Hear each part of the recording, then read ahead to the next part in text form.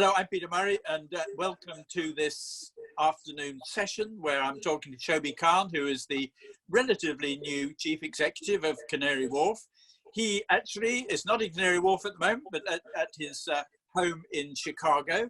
And there I'll ask him a few questions, but perhaps you can tell me, how's it going in Chicago at the moment?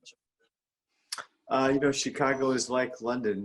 We're locked down, stay-at-home policy. I think they've extended that till the end of April.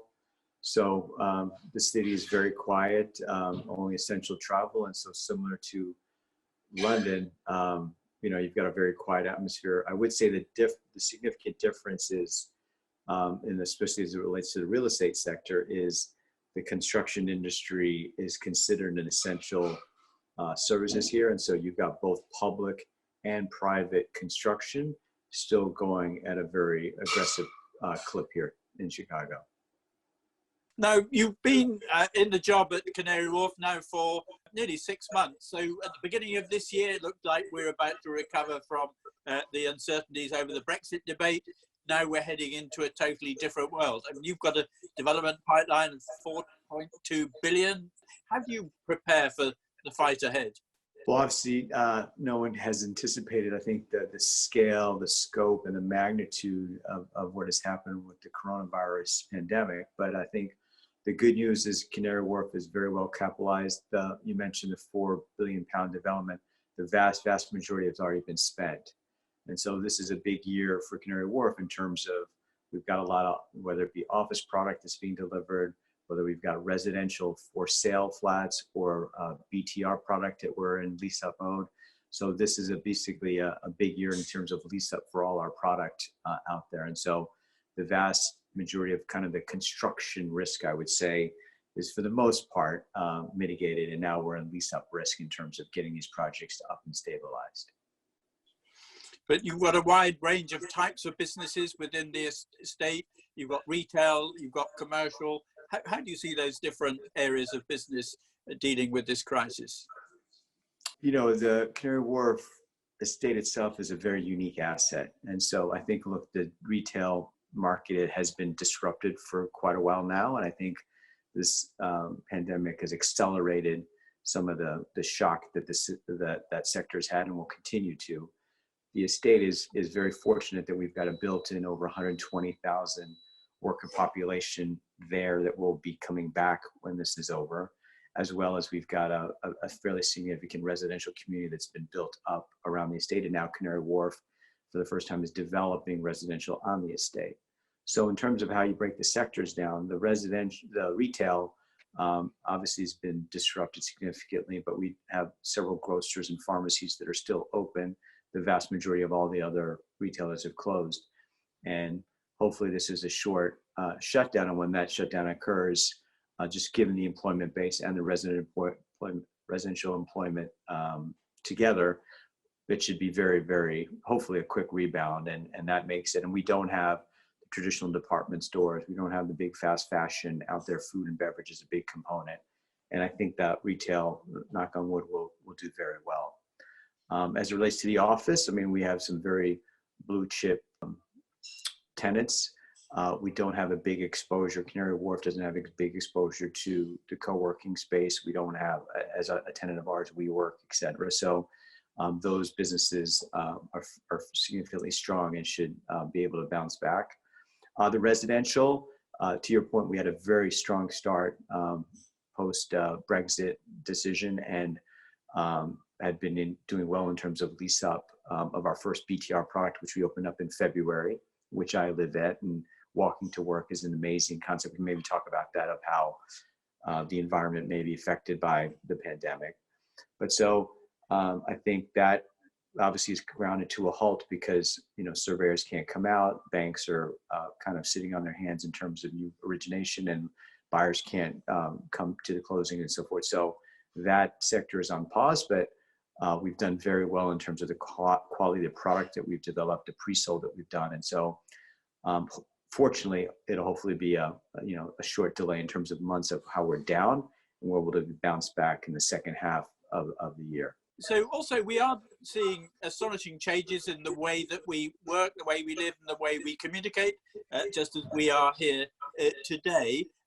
What are the sort of things that you think might change our lives in the future? Well, obviously technology, the advancements in video conferencing of how we used to typically do them, and they were very delayed in terms of what the sound quality in the videos improved dramatically. And so look, I think there's obviously a place for video conferencing and collaborating that way, and potentially some of the business travel that you and I have previously talked about of how people travel to cities for meetings may change.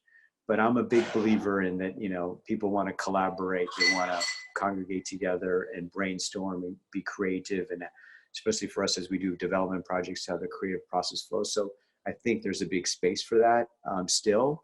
But as I mentioned before to you, I think depending on how long this time is, people's behavior changes with more and more time. And so the analogy I would say is, hey, if I was going to Soul Cycle, you know, 3 times a week or 4 times a week, but now I've got my Peloton and I'm doing that, will I now switch to more Peloton rather than going out? Or if I'm used to now getting a lot of deliveries, you know, coming to my doorstep, do I need to go shopping as much? And so I think that'll change. But it's, look, my analogy is the bazaar was created thousands of years ago, and the bazaar will still be there, but the type of stores that will be there may change over time and will change over time. And so how you resonate with that consumer, how you associate your brand with them, will it be more experiential? Will there be more entertainment aspects of it?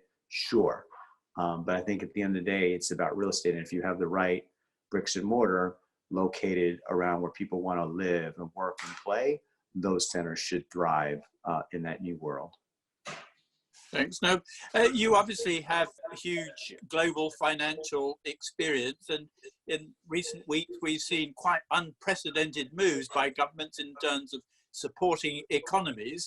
You know, how much can governments actually borrow or pump into the economy in the future? And do you think we're looking at a new deal in the future? Well, look, I think that's what each government is wrestling with, and each government's, depending on what their constituents and corporations are asking for, they're going to, obviously there's been a massive push of stimulant into the systems. I think the astonishing thing is of how quickly governments are responding compared to the GFC that happened, you know, 10 years ago and so forth. And so I think the analogy I heard is last time it took like 18 months, and this time it was like 2 to 3 weeks.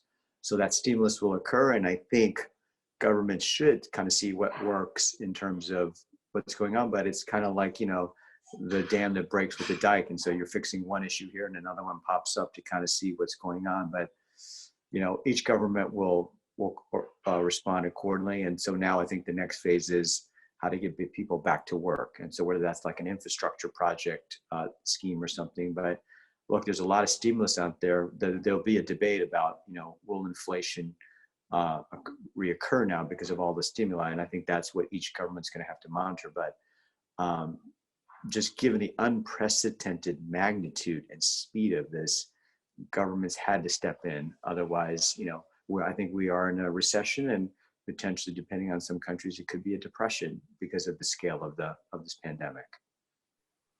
But do you think the investment in infrastructure and things like that are really important in the future of the economy in order to be able to facilitate development of new homes and so on, particularly in London, where there are a number of infrastructure projects awaiting the government's funding?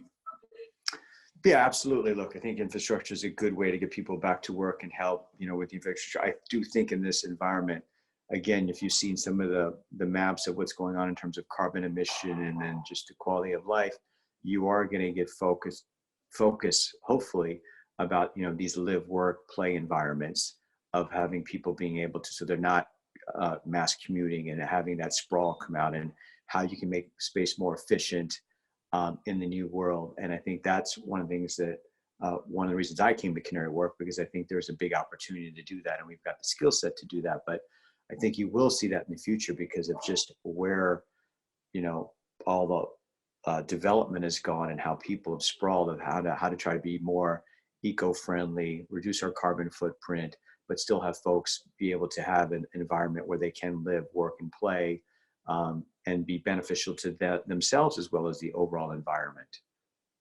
Thank you very much. And finally, what one piece of advice will you give to people watching this how they should prepare for the future as we emerge from this crisis? Well, it's a tough question. I think, look, there's so many different aspects of whether it's how countries now are looking at their healthcare systems based on what's happened in each country and how important the healthcare systems are, to how interconnected we are, right? I mean, now this is not just something that's happening.